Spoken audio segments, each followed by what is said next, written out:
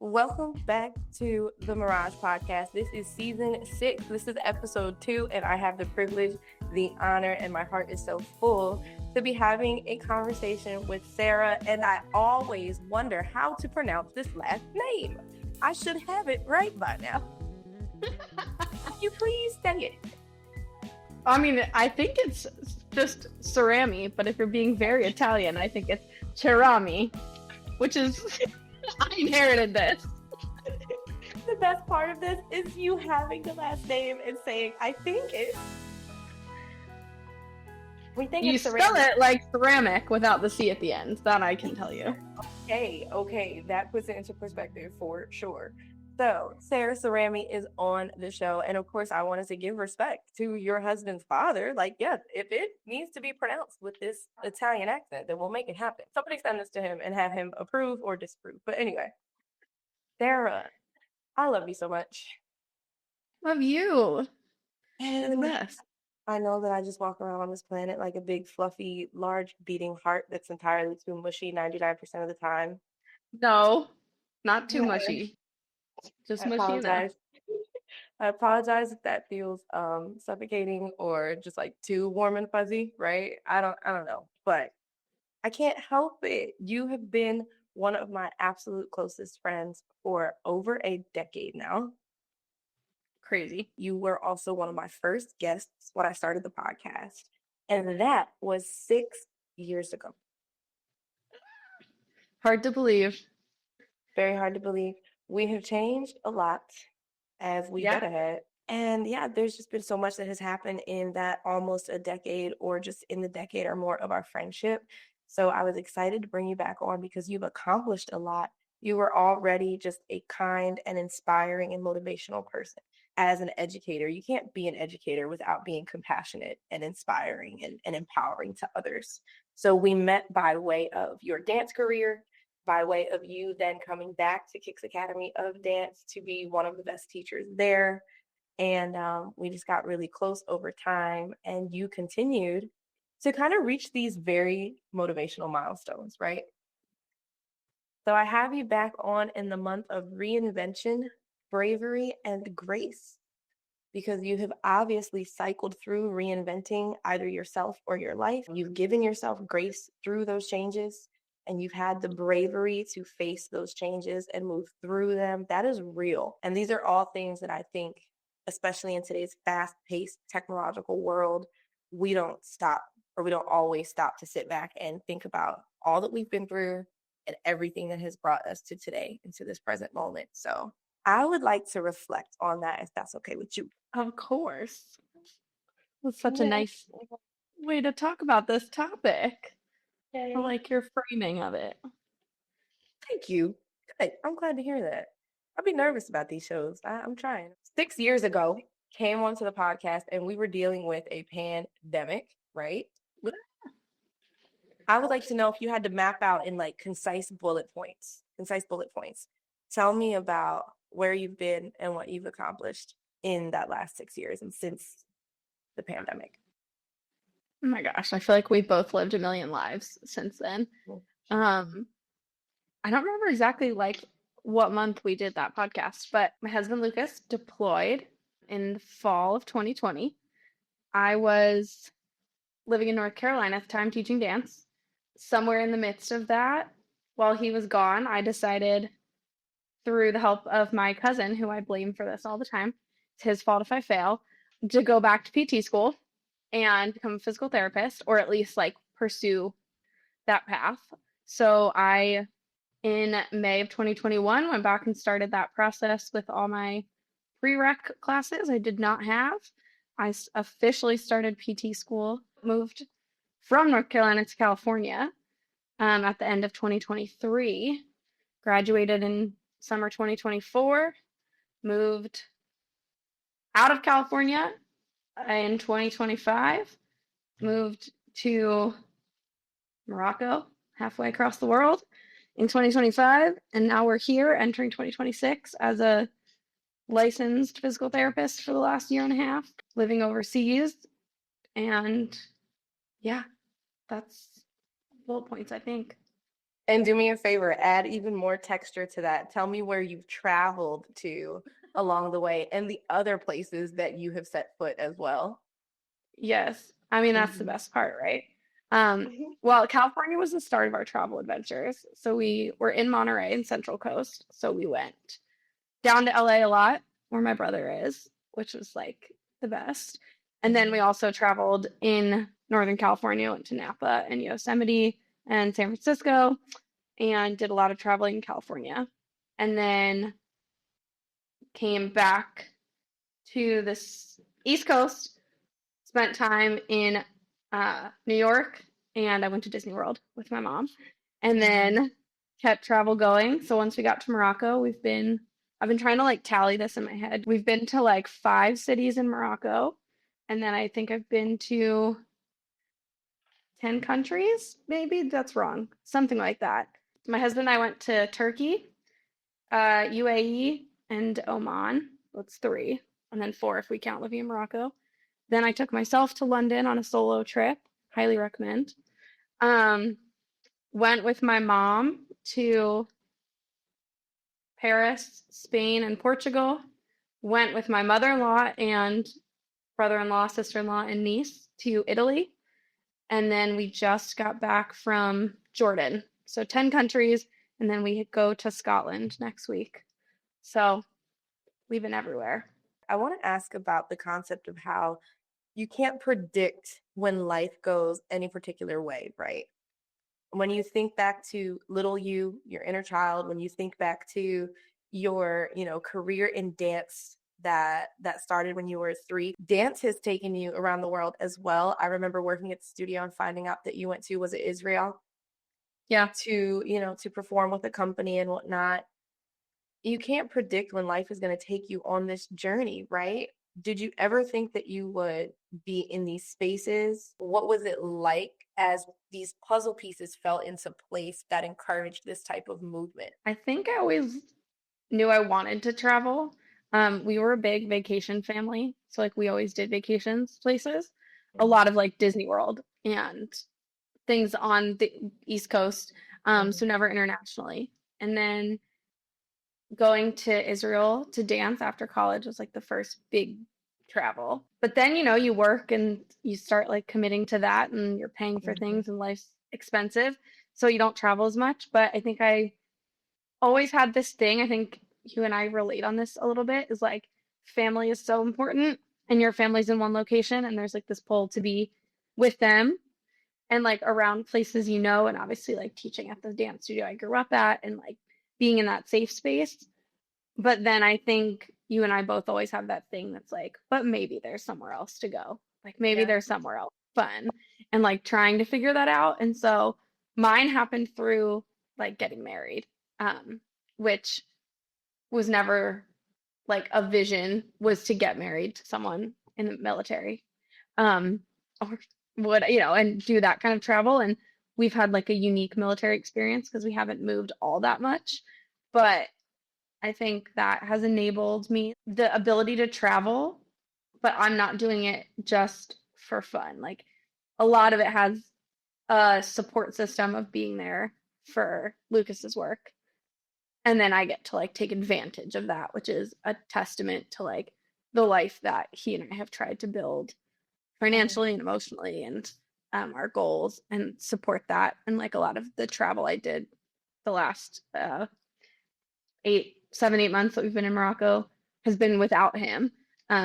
So that's just like a testament to the way that we have designed our life to allow that to come to Mm. fruition, that it's almost not a trade-off because I would do it anyway, but getting to move somewhere for his job, then my little list of like demands is, well, then I get to travel. If we're there, I'm Right. gonna go do all the things. Yeah. So, but he obviously supports that, and we're lucky to have family. My mom and my mother-in-law were part of our travels. My brother-in-law and sister-in-law and niece, and my brother. I saw my brother. We're going to Scotland with our parents. So it's just a testament, I think, to the everything, all the people, all the goals, and then a lot of luck. I really love that you just mentioned that it's a testament to what you and Lucas have built, and you mentioned financially, but you were sure to include emotionally as well, as far as building your relationship with him so that the two of you were in a good space, in a comfortable space, and then can continue to move through this life that you've built in a healthy and also stable and consistent way. How have you changed emotionally, mentally, spiritually? When you list all of those places, is there something that each place, each time that you've traveled, has changed in you? I think travel is the best reality check, and I think it's kind of twofold. Everywhere we've been, I feel like I have two thoughts. One is the reminder that reality is just perception, like your perception is reality, and it's different everywhere. And so like the things we're used to, whether it's technology or, infrastructure, streets, language, access, public transport, food, whatever it is, you're used to it one way and you think like that's all there is. And then you go somewhere else and there's like millions of people having the same exact feeling about their little bubble.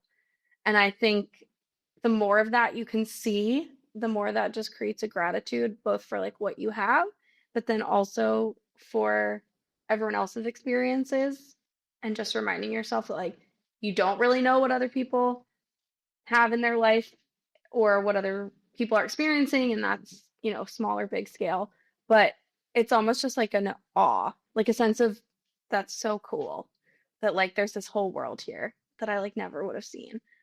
And then I think the question I always leave places with is like, we're generally in big cities when you travel most of the time. You, especially when there are trips like this, like 1 week at a time, you go to a big city.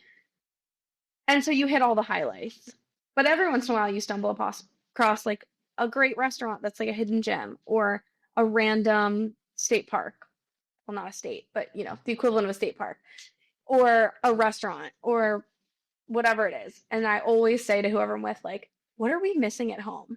What are the things that people are traveling to, whether it's like Philly or California or North Carolina, and being so excited to go see, that we walk past every day and don't care about?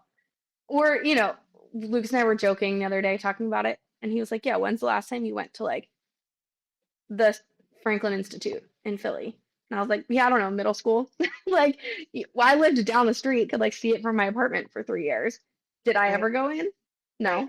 And it's like people come from all over to go there, or even in North Carolina, like people come from all over to go to all the different places there, the mountains and the all the just everything. And you're like, I would drive past it every day and don't think about it, or like I see it once and then I move on. And I think, who knows if I will, but I think it plants a seed of like, be more excited and more grateful for what you have in your like local area too. What are you overlooking that you would be so excited to find if it was just, 100 miles in the other direction, but it crossed the state line?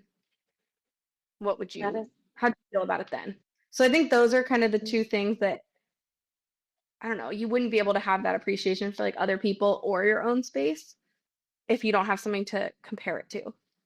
So that sense of groundedness and gratitude that comes from travel.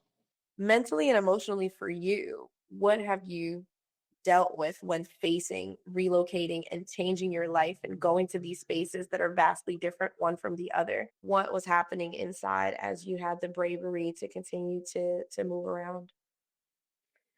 Yeah, I think the hardest part is, well, this is so counterintuitive, I feel like for me. And as my friend, I'm sure you'll be like, that's funny.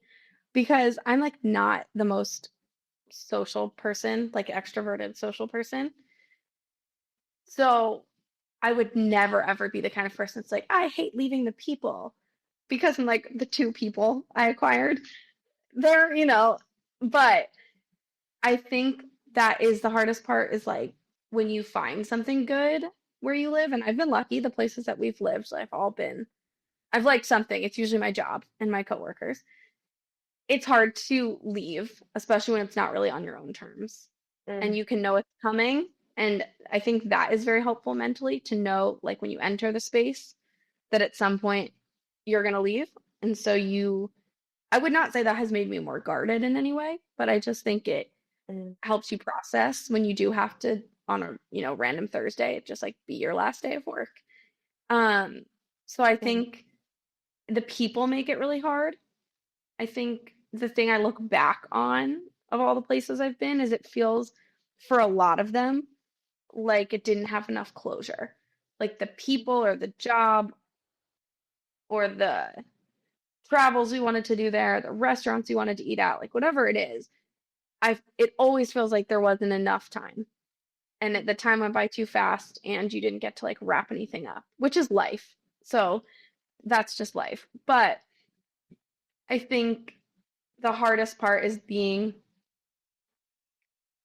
like okay with that because you can't change it and not because a lot of it's out of our control where we go. We have some sense of it. My husband has worked really hard to get in a career path that allows us to live where we want to live in the long term.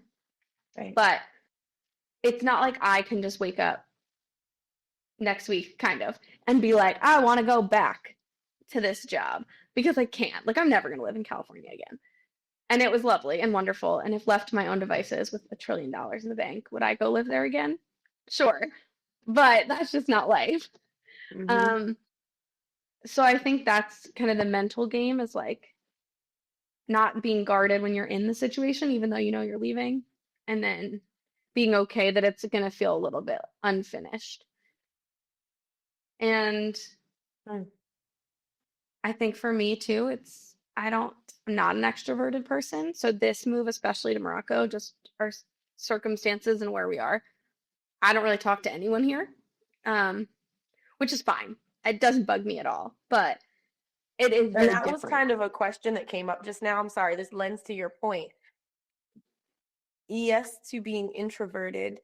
Do you also battle or experience feelings of loneliness or feeling alone? Interestingly enough, I don't think so. I think the loneliest I've ever felt was like pre being with my now husband, working, but feeling like I was kind of working in the wrong spaces.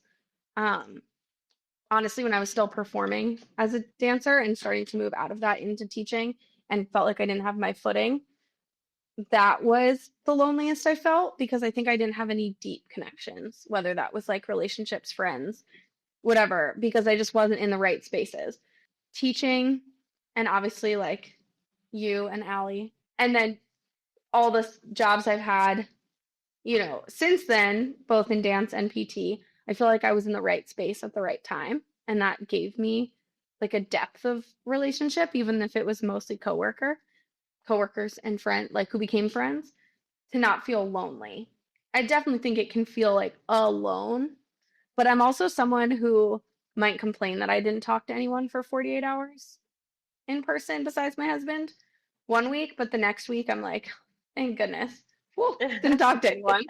So like I don't. I also think I have always found myself in an extroverted job, like teaching or PT, like you're standing up in front of crowds. I mean, I love talking to a crowd. Give me a mic any day at a dance recital and like let me give your, intro, outro speech.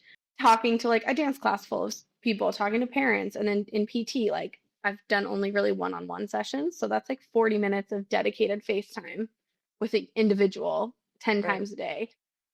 So I'm always very extroverted at work. So then I think I come home and I'm like, hermit crab, don't talk to me. That was an informative question that I was asking, even just out of care for you. And I never thought that that was a question that needed to be asked from me to you because I want to show up as your friend as best or as often as I can. And the way that like our conversations flow and the three of us keep that group chat going and we update one another. Yeah, I've never thought to ask, like, are you feeling lonely in being far away or in establishing these new friendships at the new jobs and things like that. Um, so that is very insightful about you for sure. I'm Hmm. a big fan of the number 3, and you'll get this because you are one of 3 in terms of siblings. And I think that triangle is like so special. And I think our friendship, our Destiny's Child friendship, I always tell people like the reason it works is because Ava will reach out all the time, anytime, text message, phone call, voice memo. she's going to stay in touch, sending a reel. Allie will drop in. She's going to send some things, but she's not in as much as you are. But then I pop in every 2 seconds, once a month. I'm like, here are my 2 thoughts on this. See you in 4 weeks. And the best is, though, I think something that always made me really insecure earlier in my life was that, like, I was always left out, or I felt left out. I always felt like I was on the outskirts of everything and like relationships and friend groups. And part of that was probably real, and part of it was probably exaggerated in my head. But I think finding friends, not to like make this all about you and Allie, but I Yeah, mean, you're fine. But I mean, here we are. I am just like so grateful because I think that is like real friends. And we were talking about this the other day, I think. Being in a space and it doesn't feel like you're trying that hard to talk, like you can just enjoy each other's space and company. But also, if I don't answer a message for 4 weeks, it's not personal. And if you're really worried, you'll send another check-in message on the side. But also, you'll just keep sending the messages. And I think for someone who is introverted and a little socially anxious and does grapple with, attention and focus issues and also lives in a different time zone and works in a different time zone than that, having people that I know will like still be there, which sounds so stupid, but like people that know me well enough to know an unanswered string of text messages does not mean anything personal, but you're still going to check in. And like, I know that if I respond, you're not going to like make it this thing where it's like, well, you didn't answer, whatever, all that petty stuff that I think happens when you're younger. And like, I'm just so grateful. And I think that's why I'm not lonely in that sense, is because I have other friends that are in the same boat with that for me. Yeah. And I think the security of that is like priceless. Chef's MasterCard. kiss. Yeah. And none of that sounded stupid. That did not sound stupid at all. I hear you. Knowing who your people are, knowing that you don't need a lot of people, but if you have that core group that truly and genuinely understands you and cares about you, and to find that you have felt left out in some spaces, it's like, no, we genuinely love you, value you, and what you bring to. I know, like, what did this show just became? Welcome to the Destiny's Child episode, where we just talk about our friendship in hopes to inspire and empower other friends to be as good of friends as the three of us are still one another. So, pulling this full circle, finding your people. I'd be nervous, like, who is listening to this podcast? Nobody is listening to this. I'm going to try to make it so that people are inspired to listen, but who wants to hear me just sound silly? But but you find your people. Having your people, and with all of the moving that you've been doing, you knew, like you said, there's a security that comes with, I know who my people are, and it just so happens that I'm not in the same time zone as them right now, but when I need to connect to them, that is rejuvenating, and it revives something in you. It, brings alive something in you, and that is beautiful. And we're very, very grateful for you, for your friendship. You're incredible, and we love you. And that. Okay. Mental and emotional health through moving so much, starting over again. You said you feel like there was a struggle in terms of closure when you would leave these spaces. What are some intentional things as you went into these new spaces?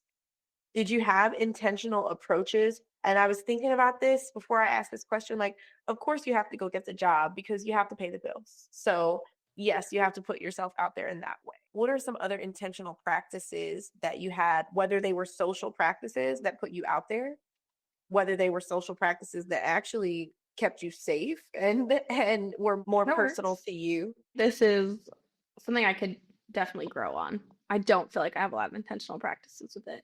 I think I, at this phase and for most of my adult life, the practice is more of trying to say yes when things come my way, but I'm often not the one initiating it. So if I get invited to like a coworker thing or a work event, like making sure I say yes to it, even though my instinct is no, and doing that a handful of times. And I feel like I did a better job with that in California than I had in other phases of life. if my husband has friends and they're coming over, my instinct is like grab a bag of chips and a water bottle and like go hide in the corner of whatever room is far away from them and lock the door and like not chit chat. But which I still do. The running joke is everyone he ever works with thinks I'm not real because I'm never there. But trying to even little things of like if he has friends over or coworkers or whatever, making sure I'm like there when they get there and say hi. And like if they bring a partner with them, making sure to engage and do that intentionally and not run away. Yeah. But nah, I still got a lot of growth to do because my instinct is to hide. I mean, like, be yourself, you know. There's a happy medium in terms of the compromises that you make for your marriage and your partner. And but is the world gonna end if you suddenly turn extroverted just to appease Lucas's social life? No. And he No, is also not that extroverted either. Like there are many times where we're supposed to go somewhere and we just are like, no, we're not doing never that. mind. Hmm. Even if we said yes, like I think we're both homebodies and that's something we like connect on.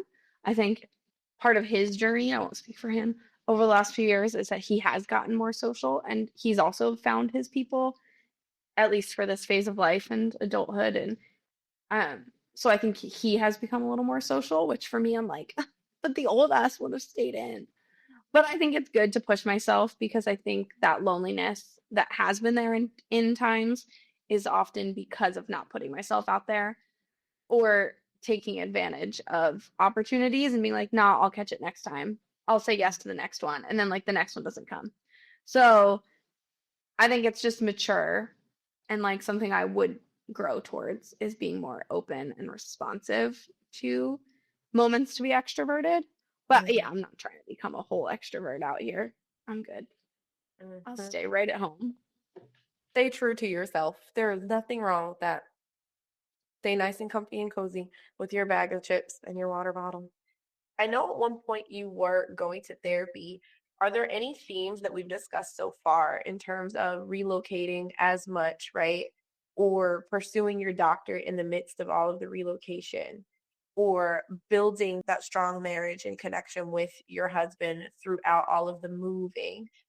What things inspired you to begin therapy when you did go? And what do you feel came from your journey through therapy? The inspiration was feeling like there were issues in my life because my mental health really tanked in PT school. And, shout out medication. That was the biggest change for that. Mm, But the the root causes of that, right? Like the medication's never going to fix the root causes for what is triggering me. Um, so being able to just kind of talk about them a little bit, even if it was not enough appointments to really work through them, but it at least got me started. It gave me like a different way of looking at them that I could then bring to my siblings or my husband, and like it opened up a conversation in a different way. I think it felt safe because you have like this third party that gave you the way to say it and you kind of like test it out when you're talking to people. But that all kind of started in 2025 with going to therapy again because it just felt like there were resentments almost or like things in my life that were sitting there that the thing I kept saying was like, I should be over this or I should be past this, and I'm not. And clearly, if it's not in my waking brain all the time, it's still underneath. And so it's like time. It's time to like work on it. And I do think that even the handful of sessions I've done did make I think, a dramatic difference in at least how I'm looking at it because just mm, having the space to talk about it, even if it wasn't like a full course of treatment, to work on all of it. I just think like having the outlet to say to someone, oh, this is on my brain and like get it out of my own body and into like a third party was very helpful. when I moved down to North Carolina, that was my first time moving more than 25 minutes away from the family that, like you mentioned, I am so close to. We both are very close to our family units, right? So when it comes to adjustment, so I moved down.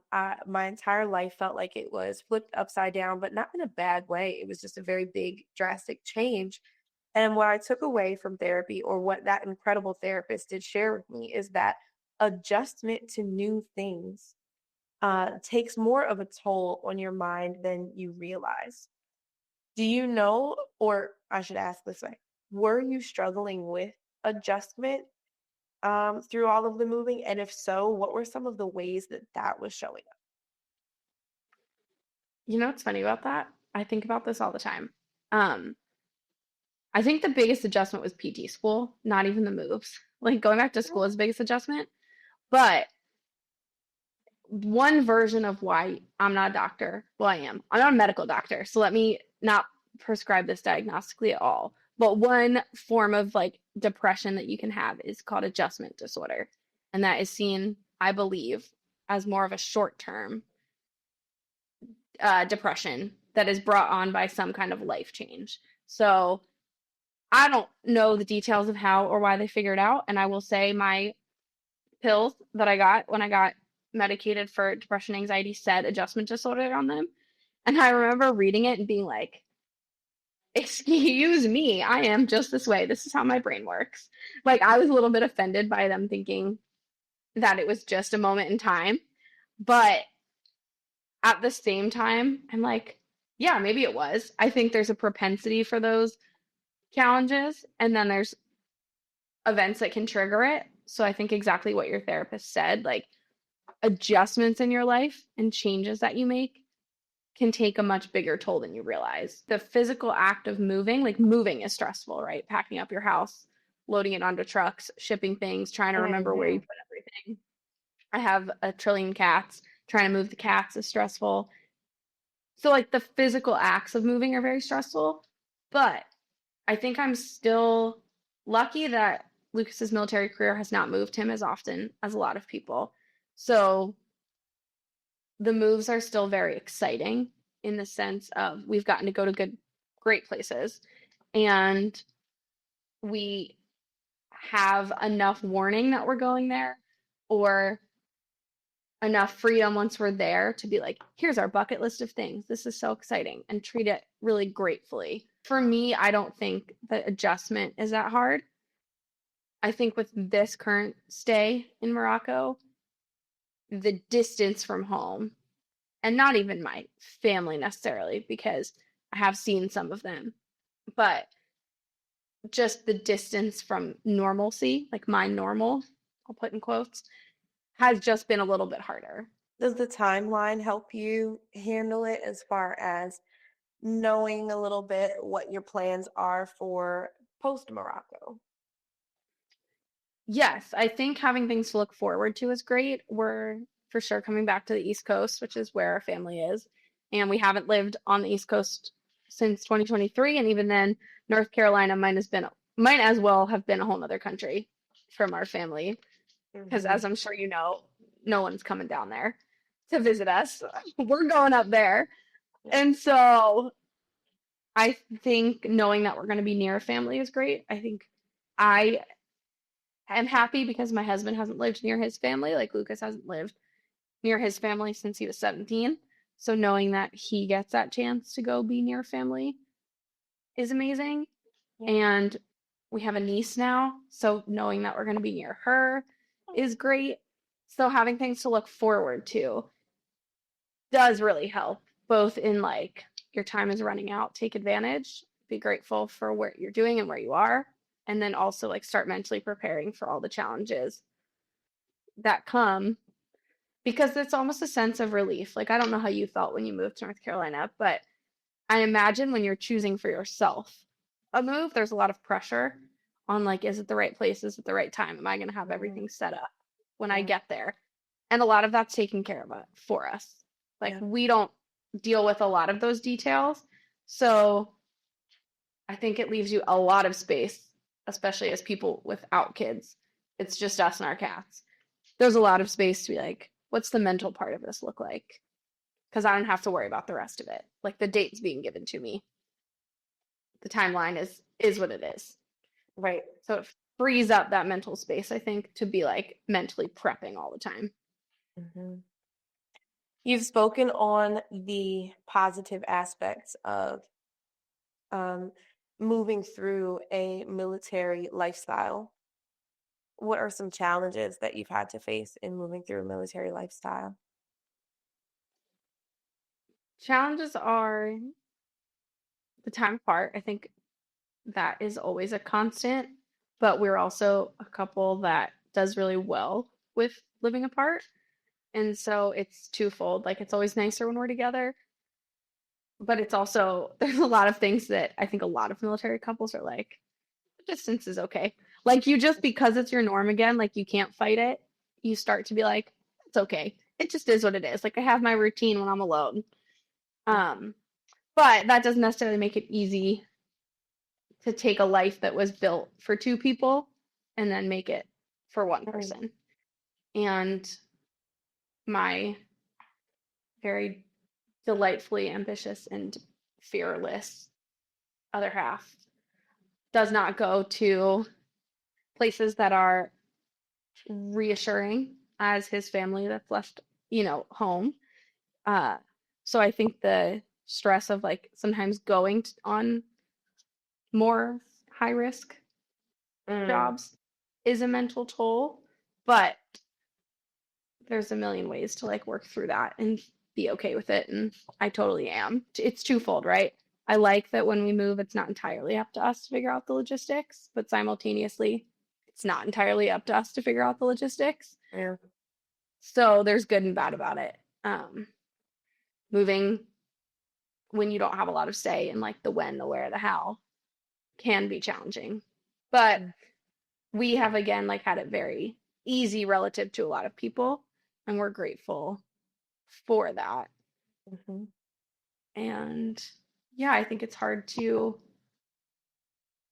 right now I'm just so grateful because the opportunity to be overseas at this time in our life where we have the income and the freedom to travel Right. has been so good that my brain is like just in a space of gratitude for it.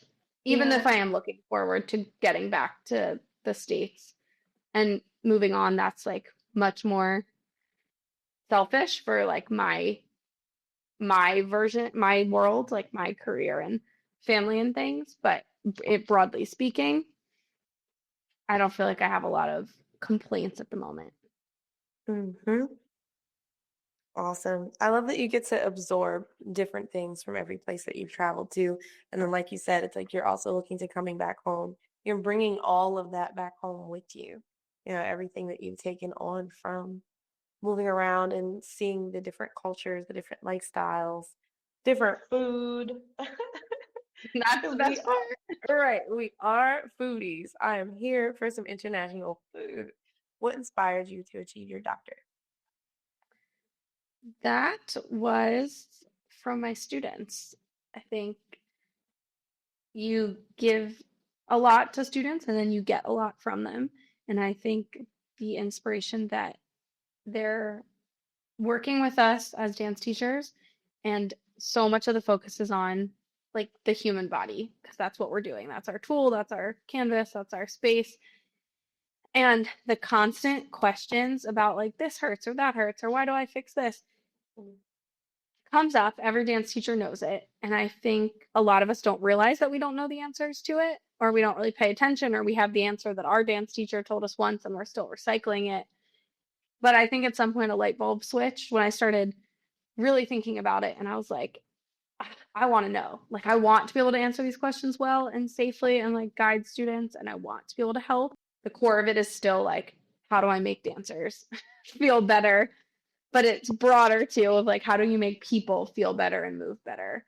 mm, And I think the biggest thing that I didn't realize about PT going into it that now I know 100% is that one of our biggest tools as PT is education because you can do the exercises with your patient all day, but that's 1 hour a week, 2 hours a week. What's happening the other hundreds of hours in the week? It's them being intrinsically motivated to keep working on their exercises or make lifestyle changes. And that comes from your education as a therapist. Can you tell them what they need to hear and the way they need to hear it at the right time in their journey? to be able to go home and apply all these things. So it all feels very full circle of like being an educator and a teacher first and foremost, no matter what the landscape is that I'm doing that in. Was entrepreneurship always on the docket? Yes. Really? Yeah, I mean, I guess I could, yeah. Okay. in different forms, I think, um, the like quick summary is I wanted to be a teacher growing up, like a school teacher, was always teaching my stuffed animals. Then in middle school, when I started taking dance more seriously, I wanted to be a studio owner. That was my goal. I was very inspired for that. I worked really hard towards that for many years, was really trying to soak up that world and did a lot of studio admin, always with the idea in the back of my head that I would own a studio at some point. And then COVID kind of changed everyone's perspective on what owning a small business looks like and made that prospect just seem very crazy. And the dream I had had, which had shifted already, but the dream I had had for owning a studio kind of imploded during COVID. And then came PT. And I think I always knew that like maybe the vision for a dance studio was actually evolved into, like, as I frame it, like a movement space. Um, and my lofty dream for a minute there was like a space where I could teach classes, like teach dance classes and fitness and do PT sessions and like have this one movement space. And then the realities of never being in the same place for more than a few years has like set in. And my self acknowledgement that I like that. I don't like that we're necessarily like, I don't like the prospect of being in one place for too long. I like the freedom to move around, and I know that that's not always going to be how I feel about it. But for right now, I am happy to be pursuing and crafting a career for myself that potentially can travel with me. And so that is where my inspiration for trying to craft a business that melds dance and PT has come in because I always wanted to do all of that. I think it just always looked like a brick and mortar business until technology has gotten better and the internet does its thing. And I move around a lot.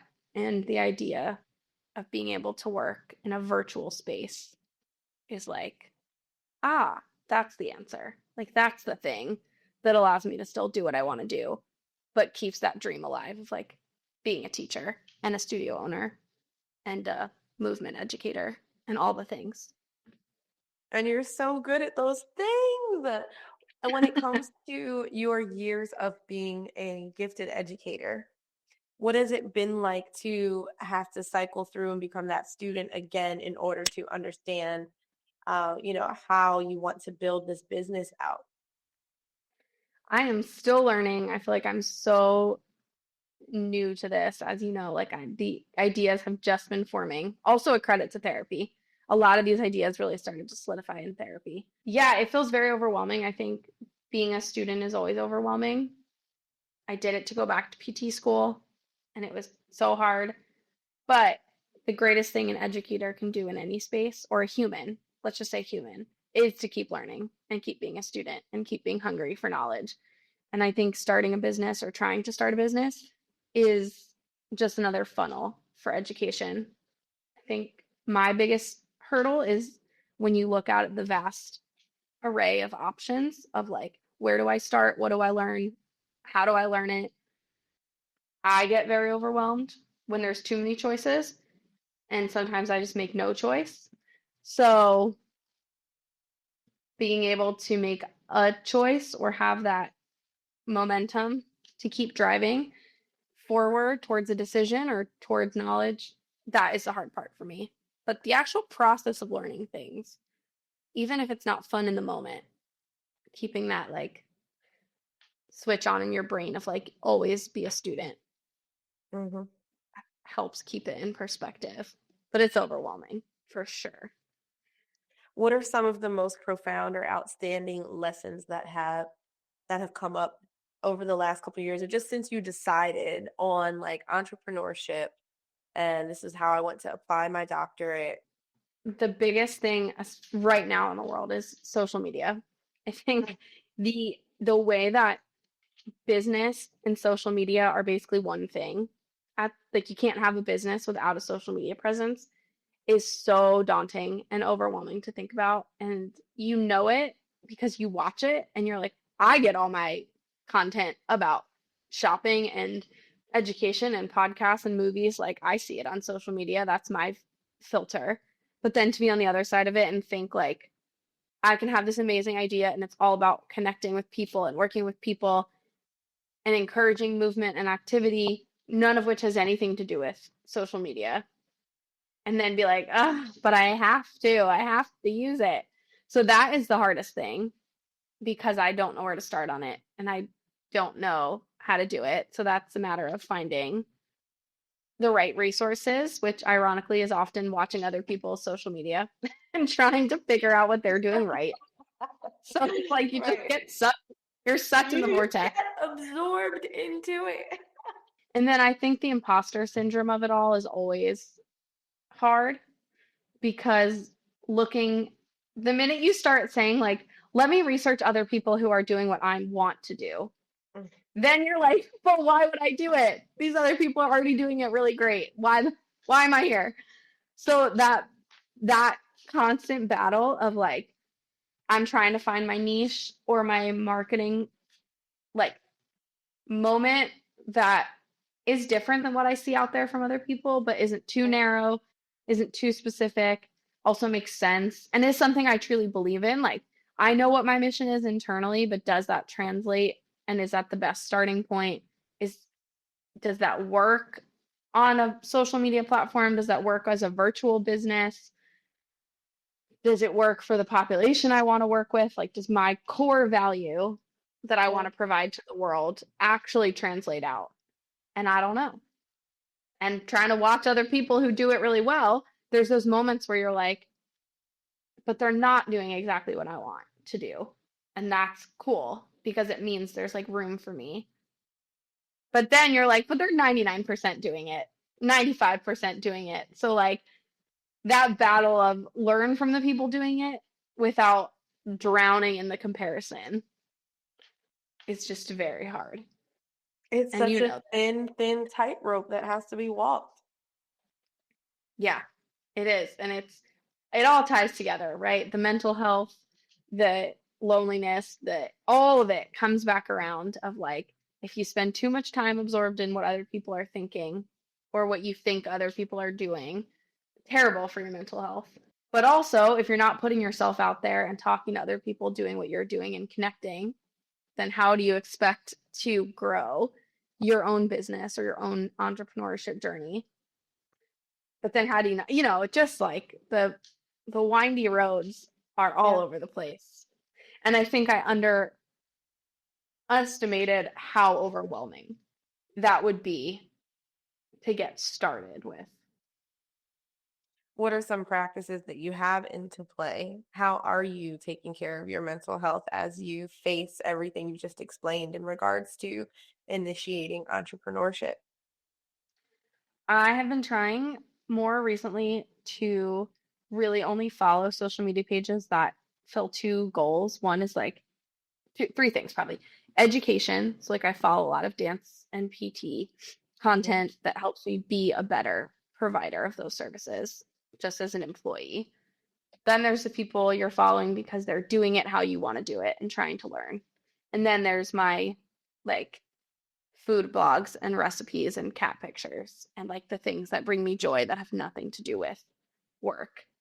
And I think if it's not one of those three things, if it's something that makes me feel bad about myself or brings up comparison or is just not content I relate to anymore, or is even like someone that I used to know or used to be friends with or used to work with that gives me some type of like, oh, that stinks that I don't work there anymore. Like that stinks that I don't talk to that person anymore. Filtering a lot of that out and being like, this should not be a space for me to leave feeling worse. The other thing is I'm a big procrastinator. If there's too many decisions, I just won't do any of them, but I will ruminate on it. for the next 72 hours. So I'm not doing it, but I'm exhausting myself thinking about not doing it, which is really bad. And How do we so both do that? Like, what is that thing? it is something, and my therapist and I did start to get into it, and this is the takeaway is that I'm gonna go book a therapy appointment when we hang up. Um, If you've but taken anything away from today's episode, you go book that therapy appointment. I'm very happy go to with that result. me too. She was like three things that you know you can actually achieve, not 100, not 25. And if you have a bunch of other things you get to, that's awesome. But the self-esteem that you will get from knocking off those three things, if you enter the day with that as the goal, is beneficial because you don't look at it and get overwhelmed. Yeah, But the to-do list is always like 100 things. exactly. So it's very hard. But the other thing I've been reminding myself a lot, one is a lot of the things I need to do, like research and, brainstorming ideas, reading research papers, creating content and websites. I can have my, Netflix on in the background. So if I'm going to sit there and like burn out my brain by watching TV, I can just stick the tablet in front of me and do a lot of my work while I'm doing that. And I try to remind myself, like, you can pair those two things together and it will feel a little bit better. And then also reminding myself in the dauntingness of looking at the tasks that doing the tasks, there's a handful of them that I'm still going to enjoy. Like I will enjoy reading research papers and trying to get ideas and education about content I want to provide to dancers. So like why am I not reading it? Because I want the knowledge. I want to be able to put it into practice and I want to read the research. So just go ahead and read it. You're going to enjoy it. Be an adult. Do your job. Yes, you wrote down that to-do list. You know in the back of your mind that you wrote down three things, although there are actually 3,000 things. Giving yourself grace to move through that to-do list in the way that will be best for you, for healthiest for you, right? When it comes to grace, are there some timelines that you've had to kind of release? Tell me about where and when you give yourself grace. That's a lovely question. Yeah, I think timelines are such a thing that we are all trying to get rid of in the world. Like I feel like that's a big talking point right now. But I definitely think it. I think going back to school late into my 20s and graduating in my 30s, like I certainly wasn't the oldest person in my class, but I also was by far not the youngest. The awkwardness of feeling like you did it wrong, like I went to school too late or I like figured out my path too late. The sooner I got off of that and was like, everything I did to get me here is why I'm here. So like why would I go back and change it? And also like me at 20, me at 18 could have never done grad school. Like props to all these 22-year-olds going straight into doctorate programs, but like could not have been me. So 29-year-old me who was a full-fledged employee, like knew how to be a person, knew how to interact with the world, knew how to interact with the boss, knew how to hold a job, knew how to value work, knew what I did and didn't want out of a career. All of that knowledge that I had nothing to do with PT or dance, but you just acquire from life, made my timeline feel like it happened the way it was supposed to. Even if there were moments where you're like, oh, I wish I had figured this out sooner. I truly didn't. Those moments would be fleeting, but it was a lot of like, this is the timeline you have, and it's great, and it is what it is. Moving, I think also a lot recently screwed with timelines because I graduated 6 months after we moved to California and got very lucky and worked very hard to make sure that my student internships were great and they translated into jobs. So I wasn't doing like a full-fledged job search, but then I entered into both of those jobs and told the employers up front, well, they already knew that I would only be there for 7 months. So that timeline also of like your first job, your first big job as a PT, surprise, you're only going to have it for 7 months. That's not a lot of time. You don't get the benefits of like the great learning opportunities that come from being there longer, the seeing patients for longer, going to continuing ed And then with the business, I had the original ideas for having a business for a long time. Then I thought, like, I'll use my time well in Morocco and I will like craft it and try to launch it. So I bought my LLC in April. Catch me doing nothing with it till December. Like, I sat on that. I paid legal Zoom fees. Like, that business is registered as of April 2025, and I did nothing with it for 6 months, 7 months. So that timeline also of thinking I would have all of this time and inspiration and motivation, I just kept, that was like a nagging thing in my brain of like, you're failing at that. But now that I am launching it, it's like you were doing all these other great things and you didn't have the seeds of inspiration that you needed. Like, in my mind, there was a reason it was stalled, and that's because I didn't really know what I was trying to create. And then over the last 2 months or so, I feel like I've had a lot of clarity over what I want the business to look like. Like, there's sticky notes all over my desk I can see right now with ideas. And like, I didn't have those in April. So what would I have been creating in April? So, it's a mental battle of like, ugh, I've been sitting on this. I could have started it sooner. But then it's like, but what would I have been starting? I didn't know. So what was the point? Do not shame yourself. The fact that you started the LLC when you did in April, but like you said, reframing it to look at everything else that you had to move through and accomplish in those months. It's not that you gave up on it, and it's not that nothing was happening. You were acquiring the day-to-day real life experience that was needed in order to bring you to where you are now in this 2 month portion where you are feeling more inspired. You did not have a perfect approach and you did not know all of the answers, but you still were taking the baby steps that were necessary to be taken while also balancing life being life. I'm so excited for you. And just to be a part and to witness what is going to come of these decisions that you've made and what your intentions are. We're working our way toward wrapping up. I have a few key points that I want to address. I do just want to bring back full circle your intentionality with filtering your social media. I think that was a crucial point, and I'm very glad you shared that. And I hope that anyone listening takes something away from that, just what people absorb, how monstrous social media has become, and how we absolutely can afford to filter what it is that we're seeing and tweak that algorithm to make it so that we are feeling more encouraged when we open these apps than not, right?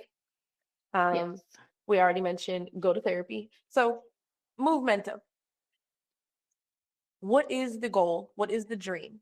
Let's name it. Like, to end this podcast episode right now, Sarah Cerami. Sarah Ceramic with no C. I need you. I need you to say and envision what is about to happen with Momentum. Like, You're tell the me the best. goal. Say it in first person. Say, like, I'm going to be doing this and I'm going to be doing that. And this is how I'm going to influence all of my clients. Like, yes, let, let's go. Oh my gosh. This is why you're the best. Okay, Movementum PT and Performance is on a mission to make dancers stronger and safer as they work towards their goals. And that is through virtual coaching and programming, both to one-on-one sessions to make them stronger. And it's strength training, personal training, injury prevention, injury maintenance, all of that from someone who knows dance, because that is hard to find in healthcare. So when you talk about all the things that make dance unique and dancers unique, that's built into the foundation of this business. It's not just another personal training program. And it comes with research backed knowledge and things I've tested out on myself and on students over the years that is effective at helping you reach your goals. And then the other arm of it, the other mission, is to educate and empower dance teachers and studio owners to provide safer and more effective content across all their classes. So, like I kind of touched on before, and as we both know, dance teachers can be anything from anywhere with any background. And that is what's beautiful about dance. But it's also really hard to provide great, safe, strength training and conditioning and stretching and mobility and all the things because you don't know it. How would you? Why would you? You have no reason to. And I want to provide the resources that I wish I'd had as a teacher to other teachers and studio owners. I want everything to come from a place of starting with the littlest kids, like what is developmentally appropriate? What are we considering with our kids under the age of 8, under the age of 6? What are we asking of them and is it appropriate? And then as we get older, are we making sure dancers are strong? Are their muscles and bones and tendons resilient? Are they mobile and flexible, but is it backed by strength? And do they have the education on the lifestyle things that support their performance, like sleep, rest, recovery, hydration, nutrition? And if they don't have it, how do we get it for them? When do we refer out? Because I think the other piece studio owners and dance teachers miss a lot is when to, as you say in healthcare, like when to refer out. When am I beyond my scope? And oftentimes dancers and dance teachers are like a jack of all trades. And so you're the therapist, you're the nutritionist, you're the dance teacher, you're the business person, you're the personal trainer, but in reality you're not. And so let's own what our own scope is and let's know when it's beyond our scope and get even recreational dancers. This does not need to have to be high level competitive dancers, pre-professional. Like this is at every stage. How do we help them the best we can in our bubble in the studio? And then how do we have a network of information that allows us to send them out to the right person? And I want to both provide that education, but I also want to be your referral source. If you've got dancers who need more support for their physical health and their strength and their performance, can I be someone that supports you in your studio? And that's the goal. My heart has exploded. First of all, can we talk about how you just rattled that off so smoothly? And it's clear that you feel very passionately and that you're very knowledgeable about the information that you just shared. Because when it was time to explain what it is that you're doing, what your mission is, you were just like, yeah, let's hash it out. And like the way that just flowed, I find what's very inspirational and incredible. Hold on, because my heart exploded multiple times and I'm trying to get them all together. Also, okay. So when the company blows up, like we know it will, and you need employees, tell me who's the ideal employee, who's the ideal person that works for Movementum? Ooh, that's a fun question I haven't thought of. I think it would be awesome to have other PTs who are dancers that want to be part of providing that service. But I also think having dance teachers who are not PTs that want to help support the mission, either by providing their sense of like, this is what I need to know. How do we get it out there? So finding a space, and I don't know what that would look like, but finding a space for teachers who are not PTs to be in the business is kind of the dream because they're the ones on the ground doing the thing. You know, I teach when I can. I hope to always teach, but I'm not doing it full time anymore. So as that profession evolves, how do I keep my connection to it? And so having an employee that's doing something, whether it's social media or, management or content creation, like whatever it is, someone who's supporting me, working with me, there is, I think, great use for that to be dance teachers. I also think there are plenty of dance teachers who are awesome yoga, Pilates, personal trainers.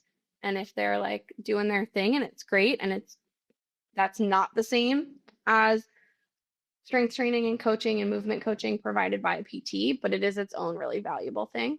So having that on staff. And then just like wonderful people like you who are experts at what they do in terms of websites and content and social media and branding. Because again, I know my scope and that is not it. So let me find the people who have that in their The scope way you and brought let that them full circle was so good. I know my limits. Yes, if anyone knows how to capture and highlight when people like you are out here walking in their purpose and being great, yes, call me. I'll do it. I will do it a million times. I'm so, so excited. And it was really awesome hearing the mission directly from you and hearing about what is going to take place in the future as the company and your efforts continue to evolve. Sarah, this is amazing.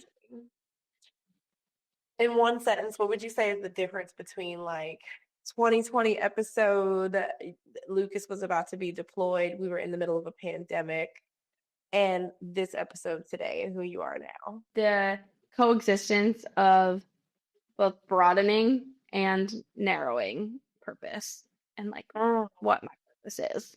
That's what feels like the biggest difference. Mm-hmm. Where does that dichotomy come from? Broadening how and also narrowing how? I think broadening in the sense of gaining more knowledge, getting a degree, changing careers, that broadened my world, but also narrowing now that I have access to both a career as a dance teacher and a studio admin and all of that, and then having a career as a PT. And because I can never do just one thing, I've worked in, even in just a year and a half, two very different population sets as a PT.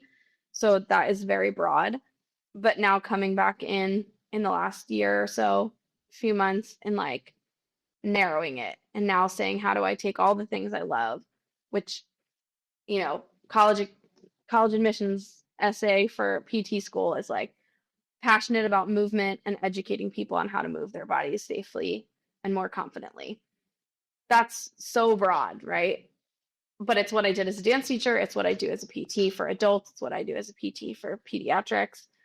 So now finishing out 2025, kicking off 2026, now it's narrowing. It's like, okay, what I really want to do is help dancers, dance teachers, and studio owners do what they do, but better and safer. But I can't do that without broadening all of it first. Right. And also, I'll never have just one job or just one interest. I hope I always have a million jobs. That's where I'm Yeah. the Keeps happiest. things Like, keeps things exciting. yeah. So I'm always going to be doing a million things, but the forefront is going to be that narrowing, I think, for this year. This episode was inspiring on multiple levels to me. I think for anyone who has to face being transient, moving a lot in whatever way, it doesn't just have to be, physically moving home space to home space. It could be that jobs are changing. It could be that college and your majors and minors are changing and you're trying to figure those out. As far as mental health, a key takeaway from today's episode: go to therapy, period. Just go. Like, if you need to finish this episode and go make that phone call and schedule that consultation, because it is going to be helpful having that external, non-biased third party to assist you in navigating the things that you are experiencing, to be a good and true listener to you. Because yes, you have people in your life that you can count on and they care about you, but they're always going to be listening from a biased perspective of what they know of you or have known of you over time. And they're building a subconscious judgment. And that's not to say that that judgment has to be negative. But when you have that therapist, this is a person whose job is to not judge your experience. They are not going to take your past and use it against you. And they are going to consciously support what it is that you were trying to achieve. And then, of course, with just the reinvention, the bravery that it takes to reinvent and rebuild something as incredible as your own business. Thank you for shouting Allie and myself out. It has been a journey and it's been a very rewarding and educational journey. I think there are a lot of changes that have happened to us just as grown women. And some of those changes came directly from the concept and the process of starting a business. We believe in you, Sarah. Oh my gosh. We believe in you the way that we knew we had to believe in ourselves and our missions to start those businesses. You must be believing in yourself, because if you weren't, then you would not be doing this. And I need you to definitely multiply that by 3 when it comes to our friendship with you, and then multiply it that much more when it comes to your siblings and your parents and your family support of you as well. it is going to thrive. It has no choice but to thrive because not only of the things that you already are naturally pouring into your goals, but then you have our support backing and pouring into you as well. So like I'm just ready. I'm so ready for Movementum to do what it's about to do. It's an honor. I'm humbled that I get to have even just the smallest involvement when it comes to media that you may need, anything like what we just did today. I'm definitely putting that clip up. Okay. Hey, let's Movementum. Here you go. Here. Hey, y'all, check it out. Listen to this. Okay. This mission statement is on point. I Thank appreciate you that. for being a great space to talk, both on the pod and in life. You are more than welcome. You deserve all the great spaces. We're wrapping up, and I just want to reiterate that this show exists because of people who gave purpose to my life. This show exists because of people who answered all of life's questions, and they did so unknowingly. I think that's a part that really gets me. When I went to go visit Papa John, I was just going to hang out, like I wanted to go see him. I wanted to spend time with him. You have those visits. You visit your elders because, they want you to visit them, like that kind of thing. So in my mind, it's like, oh, okay, I got some time before I drive down the highway to Kicks Academy of Dance. Let me just pop in, before work, not knowing that there would be something that came from a visit with him that I walked away from feeling either more knowledgeable, empowered, confident, and encouraged to move through any given situation, feeling understood. And that was just because of who he was and his placement in my life. And I wouldn't be who I am if not for just being blessed with having this person to connect with. So the Mirage podcast is me creating spaces for more and more conversations like that to take place. So I am confident that there is someone somewhere that is feeling like their external life is a bit tumultuous right now and they're trying to find the balance and feel more grounded. And they will take something away from your conversation with me today. I'm confident that there is someone out there that is contemplating starting a business. There's probably somebody out there that started an LLC like this month, January 2nd, right? They were like, let me get this LLC. It's January 2nd. And maybe, just maybe, they may not touch that thing again for the next 7 months. And they, I hope, find this episode and say, okay, I'm feeling encouraged. I'm feeling inspired. Let me go ahead and put that Netflix show on and do some more research on my LLC that I want to start. So I truly hope that those folks discover this conversation and take away from it what I did. And I thank you so, so much for coming on and chatting with me. Thanks, Ava and Mirage Pod and all the people that have inspired you this far. Shout out Papa John. And, keep it going. The world needs more light, and you are a big source of it.